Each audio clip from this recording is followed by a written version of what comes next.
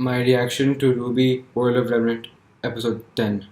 I'm continuing the reaction to the World of Remnant episode on the kingdoms before I start watching volume 4. In the previous episode of World of Remnant, they talked about Wales, that's in the center of the largest continent on Remnant. I didn't catch the name. It's on the northeastern side of the kingdom. Its front is protected by mountains, and its back is protected by shallow waters that are too deep for any incoming attack. Although has heard some stories, and they have small towns along the northeast coastline that are also part of it, along with a small island called Patch where you can raise a family. And they've tried attempts at expanding the kingdoms outside the mountains, but because of lack of natural barriers, they were all failures. An example was Mountain Glen that we saw in Volume 2. So yeah, that's about it. Not too much more than what we already knew, just the towns on the coastline. So now I'll check the next kingdom. This is RWBY World of Remnant episode 10, Mistral. The episode is starting right now. Rooster Teeth. RWBY World of Remnant.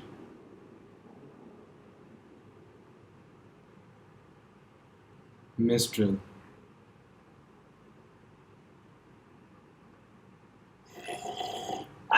Is that Crow? Yeah, Crow. Where were we? The east of Samus is Remnant's second largest landmass, mine. That's where you'll find the kingdom of Mistral. Of the four kingdoms, Mistral has the most controlled territory. Okay. And you'll find a wider variety of ecosystems, lifestyles. Trust me, this place is something for everyone, for better or worse. Okay. The high society folks of Mistral are known worldwide for their contributions to fashion, architecture, theater. All the things that make the world pretty and tolerable. Okay, seems like a nice place. The lower class has got a fame of its own. Lower class. Mistral's home to the biggest black market on the planet. Ah. Something that's hard to find. Got someone that's hard to kill. He can help. Oh, Provided right. you've got the end to pay for it. Oh, gosh. There's one common thread that links all these people together, though. That's their respect for nature, particularly the sea and the sky. The natural resources and geography of the area impacted Mistral's culture and technology in a big way. Ah. Its first settlers found shelter high up on the wind-carved cliffs, and as their population grew, so did their ability to utilize the land to its fullest potential. Okay.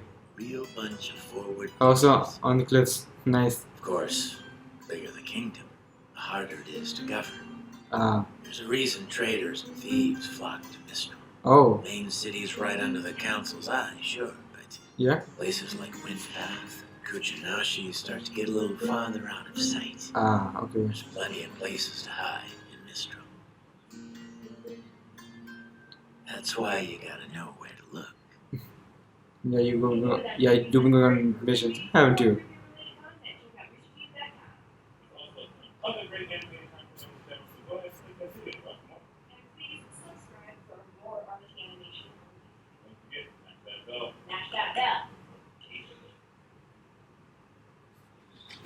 Okay, that's interesting to learn about Mistral.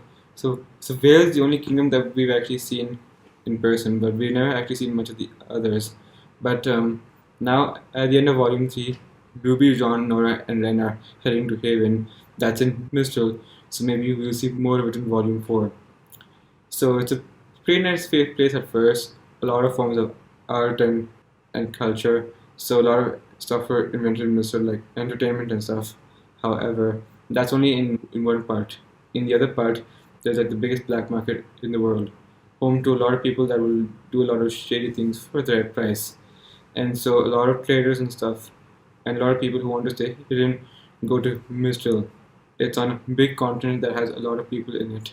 And the council is able to watch like the main town, where there are a lot of other places that are very easy for it to overlook. And that's when a lot of bad stuff can happen there. So the people of Mistral are really appreciative of nature, and they mostly make houses on high cliffs for them to live. And they can also gather a lot of resources over there as well. I think it's kind of cool how they have houses on the high cliffs. It's kind of like in India in the mountains where we have houses in the mountain areas like that. But these, no, there are steep cliffs with houses on them. That's something I actually want to see. And that sounds pretty cool actually. To live just below a steep cliff. I don't know how they begin to make a house over there. They first had to make a platform over there first before they can even start to make a house. That's interesting also. And a lot of people come to hide in Mistral if they want to stay hidden. So it's not all fun and games, and it's not all good. There's a lot of good and a lot of bad happening in Mistral. A lot of nice stuff and a lot of stuff you want to stay away from. But that's also where to go if you want information, as long as you know the right person to ask. I think Crow mentioned to Ruby in Yang in one of his missions that he had gone to Mistral to get help, like in the bar or something. So he should know a lot about that if he was going to get information, because that seemed like the perfect place where he'd go if he wants to know stuff that only certain people will know, or stuff that's not exactly common knowledge, and stuff that wants to stay hidden. So I assume Crow travels to Mistral quite often to gather information, like how he knew about Cinder being in Vale. And Cinder said she hails from Mistral, and she mentioned how the situation over there was like. So I guess now we know a bit of what she was talking about at the time. Okay, that's about it. Let's see which kingdom they talk about next time in RWBY World of Remnant. My reaction is now done.